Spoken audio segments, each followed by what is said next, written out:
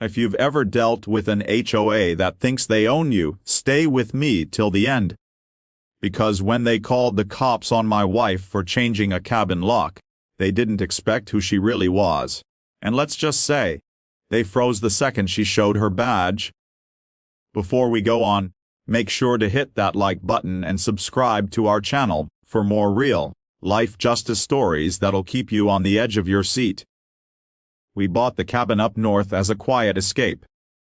Nestled by a lake, surrounded by pine trees and whispering winds, it was supposed to be our peaceful retreat away from city chaos. My wife, Emily, loved it from the first moment she stepped on the porch. She ran her hand along the railing, smiled, and said, "Finally, a place that feels like ours." What we didn't realize was that this beautiful place came with a hidden nightmare, the Lakeview Pines HOA. They introduced themselves as community keepers. But soon, it was clear, they were power-hungry bullies. The HOA president, a woman named Carol, had that kind of permanent smirk people wear when they think they're untouchable. She introduced herself the day after we moved in, clipboard in hand. "Welcome to the neighborhood," she said, looking at our cabin like it offended her. "I hope you've read the community handbook. We take the rules very seriously here." Emily nodded politely. "Of course, we'll make sure to follow the important ones."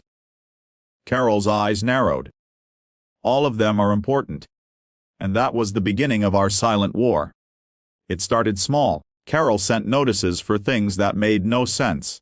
Our cabin's shutters were 2 shades too dark. Our bird feeder was attracting wildlife. Our welcome mat didn't meet community aesthetic guidelines. I thought it was ridiculous. But Emily just smiled and said, "Let her play her little games." Then one weekend, I went out of town for work. Emily decided to change the cabin's front door lock. It had been sticking for weeks. She bought a new smart lock, installed it, and thought nothing of it. But in HOA land, even breathing without their permission is a violation. The next morning, Carol saw the new lock, and by newly got an email that read, "Unauthorized modification to community property. Immediate removal required." Emily laughed out loud. "Community property. It's our door," she said to me on the phone. "I bought it. I installed it. I'll lock it however I want." But Carol wasn't done. That afternoon, while Emily was inside painting the living room, she heard car doors slam outside. When she peeked out the window, she froze. 2 police cruisers were pulling up the gravel driveway. I remember the call. Her voice was steady but cold. "Mark, the HOA called the cops on me." "What? For what?" I asked. "For changing the lock." The officers knocked, polite but firm. "Mom, we received a report that you've tampered with a community property door." Emily blinked. "This is my cabin." Carol stood proudly behind the officers, arms folded, pretending to be helpful. We tried reasoning with her officers, but she refused to comply. "It's a security issue for the neighborhood." Emily calmly opened the door. "Security issue?" she asked. "You mean this lock?" "Yes," Carol said. "You're breaking HOA bylaws section 12.4. We're authorized to access all community cabins for maintenance and inspections. Your lock prevents that." One of the officers turned to Emily. "Do you mind explaining your side, Mom?" Emily smiled faintly. She stepped back, walked to the kitchen counter, and picked up her small leather wallet. When she turned back to them, she flipped it open, showing a gold badge that gleamed under the afternoon light. "Detective Emily Hayes, County Sheriff's Department." The silence that followed could have frozen fire. Carol's smirk disappeared instantly. The officers exchanged looks. One of them even cleared his throat awkwardly. Emily continued, her voice calm but sharp. "You called the police on a homeowner for changing her own lock. You filed a false report, claiming community property interference.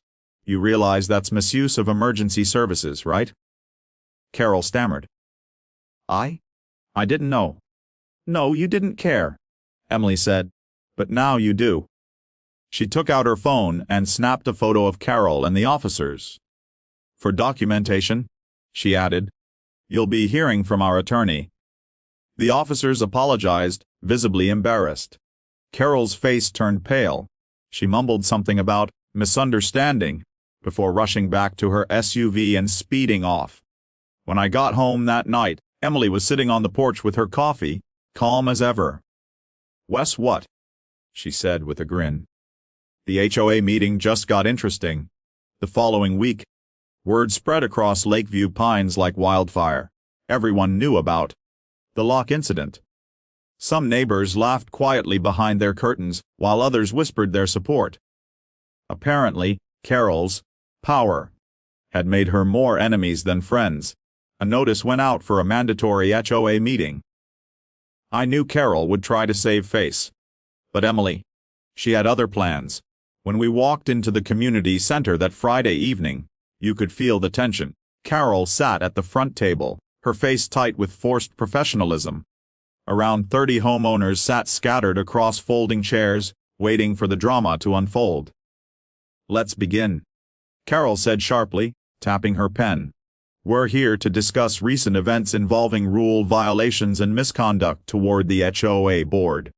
Emily stood before Carol could even finish. "Perfect timing," she said, pulling a folder from her bag. "Because I've got something to discuss too." The room fell silent. Emily placed a few papers on the table. "These are copies of the HOA's own bylaws. Nowhere does it state that the HOA owns access rights to individual cabin locks. The security section, Carol keeps quoting, only applies to shared facilities, like the pool house and maintenance shed." Several people in the audience murmured. Carol shifted in her seat. "Well, that's up for interpretation." "Not anymore," Emily said, holding up another document. "Because I spoke with the county housing inspector. He confirmed that your HOA's version of the rulebook was never properly filed or approved. Which means every fine, every notice, every violation you've issued holds no legal authority." Gasps filled the room. Emily's tone softened as she looked around. "We moved here because we wanted peace. I'm sure everyone here did. But that's not what we've had. We've had fear, threats, and fines. This community deserves better." An older man in the back raised his hand. "I got fined $100 for painting my deck. Can I get that back?" "You can," Emily said. "And you will." Carol's face flushed bright red. "You can't just." "I can," Emily interrupted, pulling out her badge again. "Because as of this morning, the sheriff's department has opened an investigation into your misuse of HOA funds and harassment reports from multiple homeowners." The crowd erupted. Some cheered, others clapped. Carol stumbled out of her chair, mumbling that this wasn't over. But it was. Within weeks, Carol resigned. For personal reasons. The HOA board was restructured, and for the first time, the neighborhood actually felt like a community again. A few neighbors came by later with homemade pies and thank you notes for Emily. "We needed someone brave enough to stand up," they said. One evening, as the sun set behind the lake, Emily sat beside me on the porch again. The same spot where it all began. She looked out at the water, smiled, and said, "You know, sometimes you just have to remind bullies that rules work both ways." I took her hand and laughed.